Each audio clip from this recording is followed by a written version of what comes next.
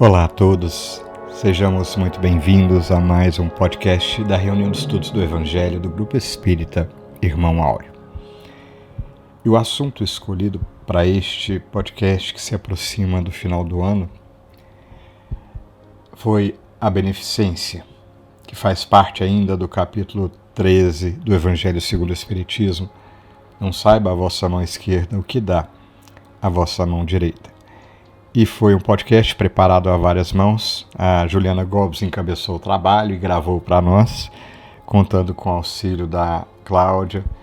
E também participaram da live mais tarde, além de mim e do Ítalo, a Juliana, a Cláudia e o Juninho.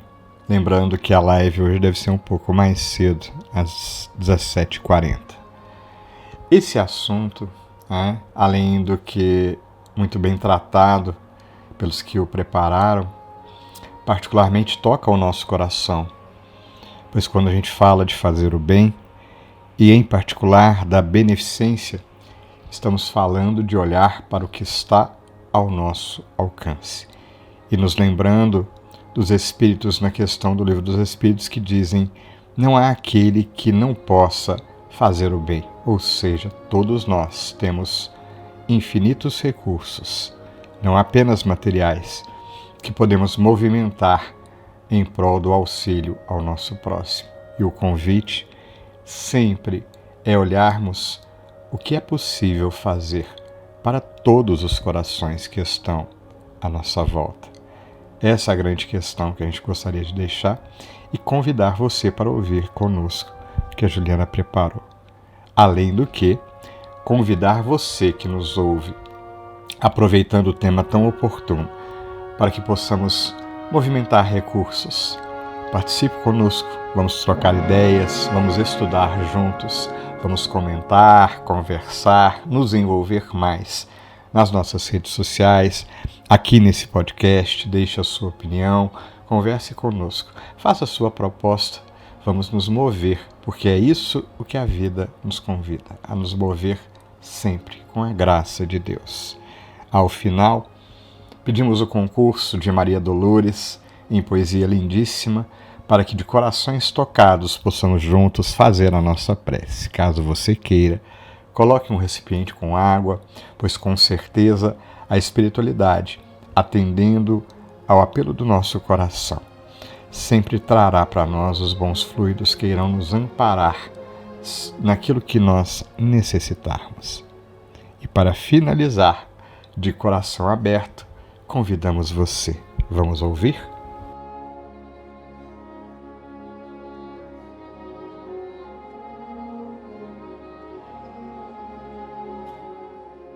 Queridos irmãos, queridas irmãs do Grupo Espírita Irmão Áureo, queridos irmãos que nos ouvem, afins, queridos ao nosso coração.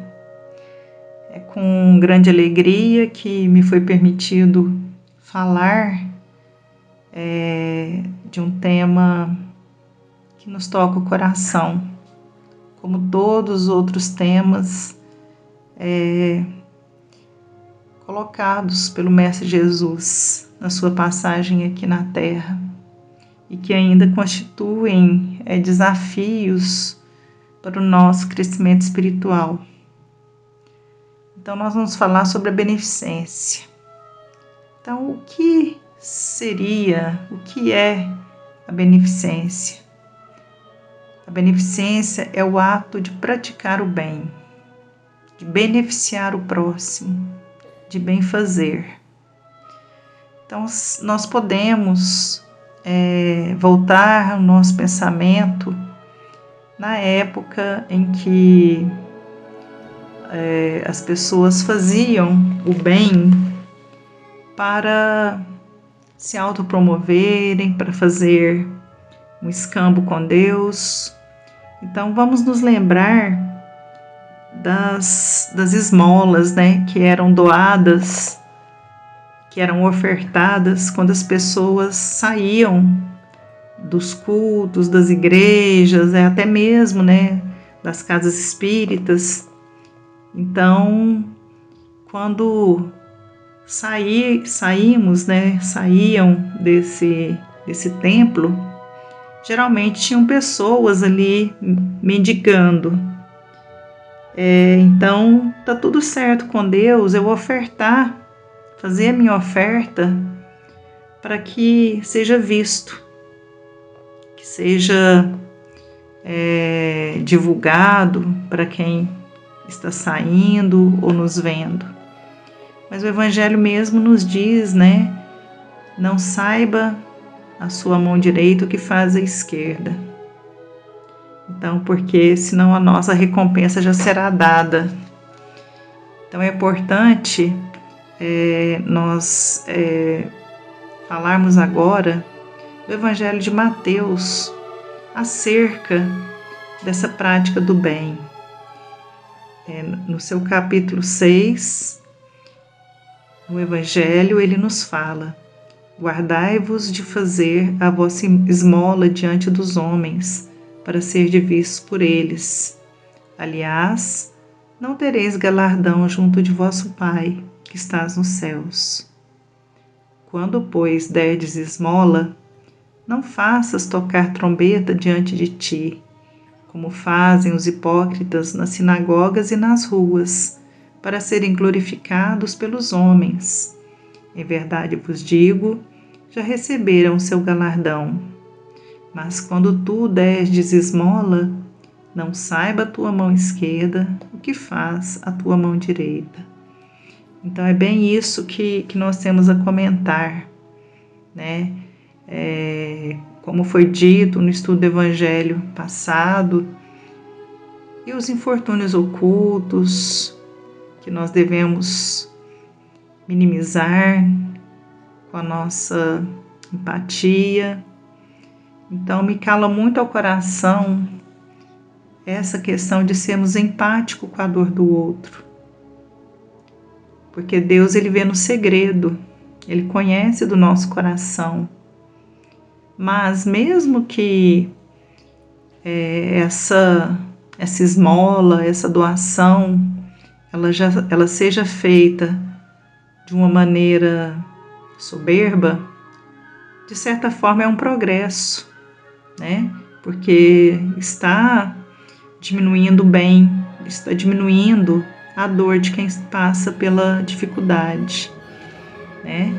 Mas eu acho importante nós refletirmos nessa passagem de Mateus sobre nós não buscarmos a promoção ao praticarmos o bem, né? Beneficiar o próximo pelo próprio ato, pela nossa própria espontaneidade, sem nenhuma outra motivação que não seja esse rótulo, né? Que nos move, que isso seja tocado no nosso coração de forma espontânea.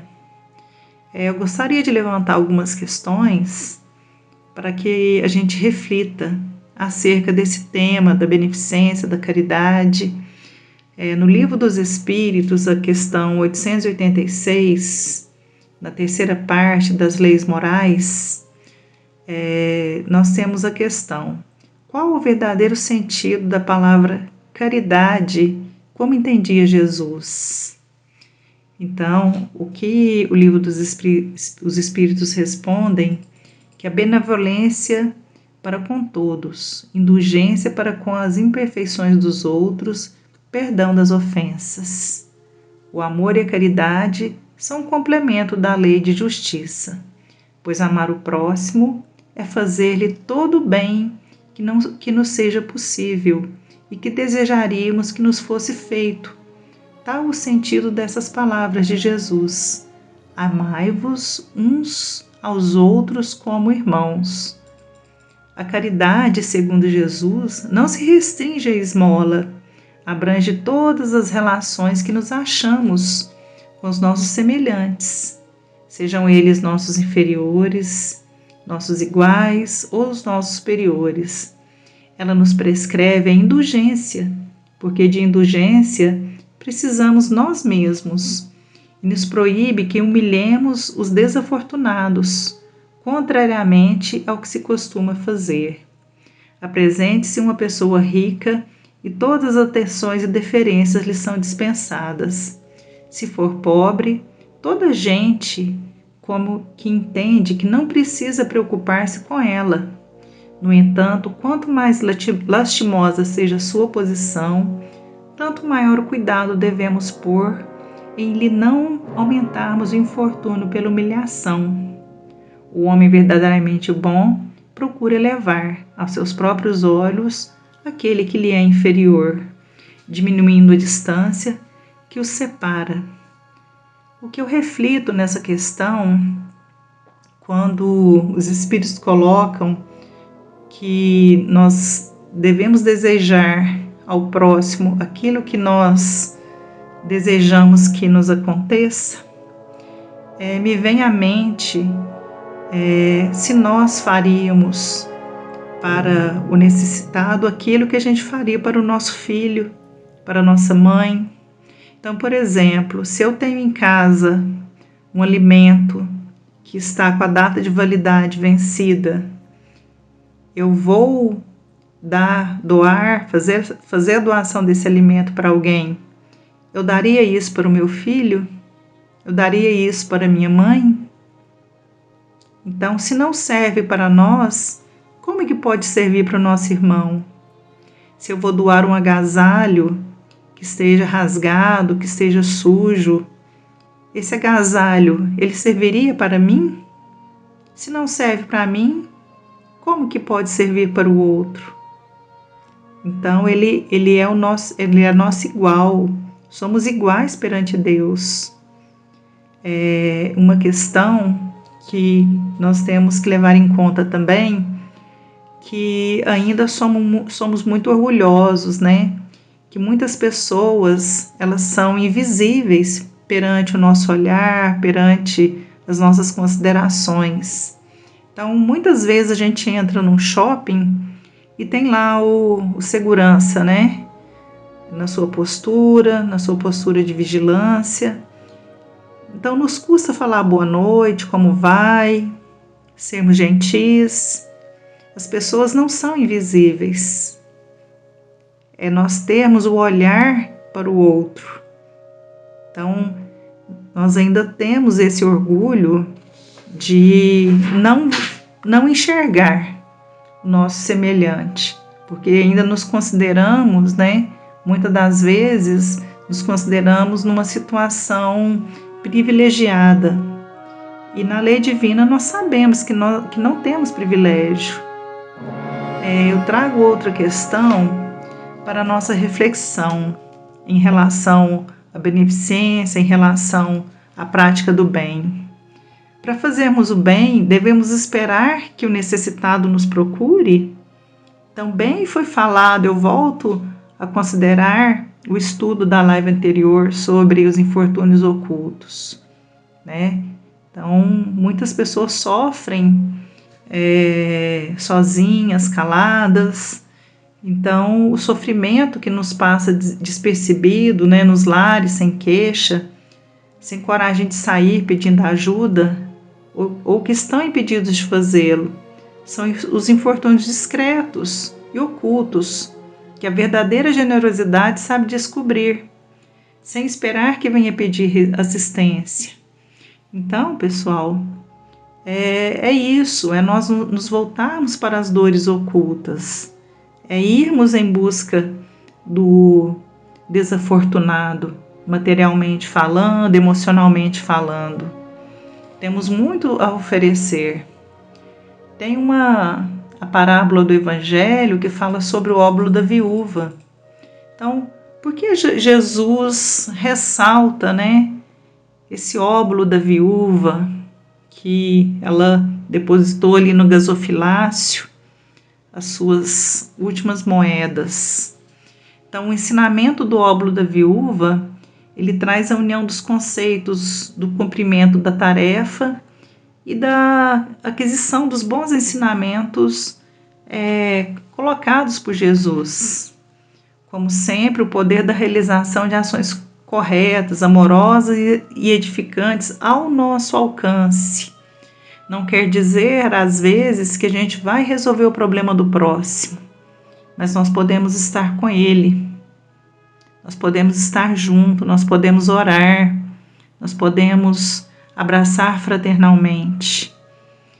Então, Jesus deixa claro que há mais valor em dar aquilo que nos é necessário do que ofertar aos outros apenas o nosso supérfluo.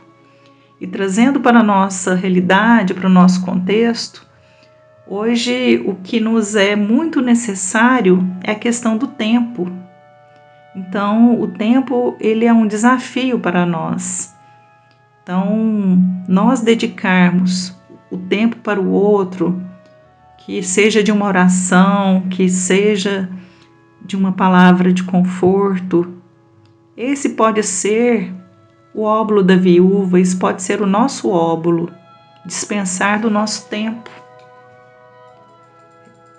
Um outro ponto que eu trago é a questão da caridade.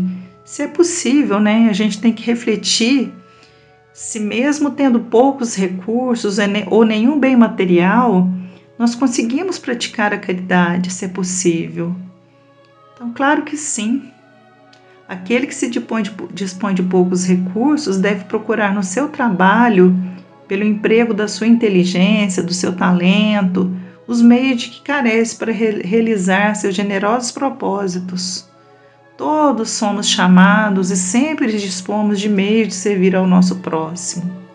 O mérito da nossa ajuda, entretanto, não tem qualquer relação com seu valor material, mas com a generosidade e o desprendimento que acompanha o nosso gesto. Eu gostaria de trazer para nós uma fábula que eu acho que ilustra muito bem a questão do esforço, a questão do empenho, a questão da doação. Talvez alguns já conheçam, que é a fábula do beija-flor. Havia um grande incêndio na floresta. As chamas se elevavam a uma enorme altura e as árvores começavam a ser pouco a pouco destruídas pelo fogo.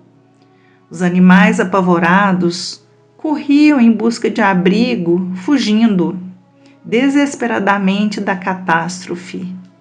Enquanto isso, um pequenino beija-flor voava velozmente até o rio, pegava no minúsculo bico uma gota de água e trazia até a borda da floresta, deixando cair sobre as chamas. Observando o vai e vem da ave, uma coruja velha e ranzinza, que ia passando por ali, interrogou: "O que você está fazendo, beija-flor?" "Não está vendo? Estou trazendo água do rio para apagar o incêndio antes que ele destrua a floresta." Respondeu o beija-flor. "Você deve estar maluco", disse a coruja. "Não está vendo que é impossível apagar esse incêndio enorme com essa gotinha de água?" "Sei disso", o beija-flor falou. "Estou fazendo apenas a minha parte." Que possamos, assim como o beija-flor, fazer a nossa parte, porque a soma das nossas gotas, trazidas do nosso coração, das nossas mãos operosas, é capaz de apagar o incêndio da indiferença, o incêndio do sofrimento, o incêndio da dor. Então, que sejamos beija-flores. Eu gostaria de citar, não poderia deixar de falar sobre Cárita, que nesse capítulo do Evangelho, aqui o capítulo 13, traz algumas mensagens desse espírito. Então, Cárita, ela, no passado, ela foi a jovem Irene, martirizada em Roma no ano de 305, na época das perseguições aos cristãos determinadas pelo imperador Diocleciano. Então, ela com as suas irmãs, elas elas foram capturadas por seguirem o Cristo, e como elas não renegaram Jesus, elas foram martirizadas. Esse espírito de Carita, ele tem uma mensagem que foi publicada na Revista Espírita do ano de 1862, na página 52. Nessa época, a Sociedade Parisiense, a Sociedade Espírita Parisiense, fez uma doação aos pobres da cidade de Lyon, na França. E nessa revista foi publicada uma mensagem de Carita. E nessa mensagem ela agradece o gesto, sobretudo porque a boa ação foi disfarçada sob a capa do anonimato. Então, segundo o que consta na revista, ditado pelo espírito de Carita, ela diz: a caridade é suave e merece que se a pratique, diz ela, lembrando que pouca coisa é necessária para transformar lágrimas em alegria, sobretudo em caso do trabalhador que não está habituado à visita da felicidade com frequência. Continuando, pessoal, esse espírito, ele traz muitas mensagens no Evangelho, e eu gostaria de finalizar com uma prece que eu acho que tem tudo a ver com beneficência, que a gente possa refletir profundamente nessa oração, que é a prece de Cáritas. A prece de Cáritas, ela foi transcrita no Natal do ano de 1873. Então, eu gostaria de compartilhar com vocês e convidá-los a refletir nas palavras de Cáritas. Deus, nosso Pai, que sois todo poder e bondade, dai a força àquele que passa pela provação, dai a luz àquele que procura a verdade. Ponde no coração do homem a compaixão e a caridade. Deus, dai ao viajor a estrela guia, ao aflito a consolação, ao doente o repouso. Pai, dai ao culpado o arrependimento, ao espírito a verdade, à criança o guia, ao órfão o pai. Senhor, que a tua bondade se estenda sobre tudo que criastes. Piedade, Senhor, para aqueles que não vos conhecem, esperança para aqueles que sofrem. Que a vossa bondade permita, hoje, aos Espíritos Consoladores derramarem por toda parte a paz, a esperança e a fé. Deus, um raio, uma faísca do vosso amor pode abrasar a terra. Deixai-nos beber nas fontes dessa bondade fecunda e infinita, e todas as lágrimas secarão, todas as dores se acalmarão. Um só coração, um só pensamento subirá até vós, como um grito de reconhecimento e de amor, como Moisés sobre a montanha. Nós vos estendemos os braços, ó poder, ó bondade, ó beleza, ó perfeição, e queremos, de alguma sorte, merecer a vossa misericórdia. Deus, dai-nos a força de ajudar o progresso, a fim de subirmos até vós. Dai-nos a fé e a razão, dai-nos a caridade pura, dai-nos a simplicidade que fará de nossas almas o espelho onde se refletirá a vossa imagem. Que assim seja. Então, essa prece, ela nos convoca ao chamado do Cristo. quando Ele nos chama pelo simples chamado de sermos os bem-aventurados. Que sigamos, pois, as bem-aventuranças do nosso Mestre Jesus. Que possamos praticar o bem, praticar a caridade, que possamos seguir o nosso Mestre. Gratidão, obrigado pela oportunidade e que assim possa ser. E assim, abrindo o nosso coração para esses instantes de prece, lembremos-nos do poema de Maria Dolores, intitulado Alguém Convida.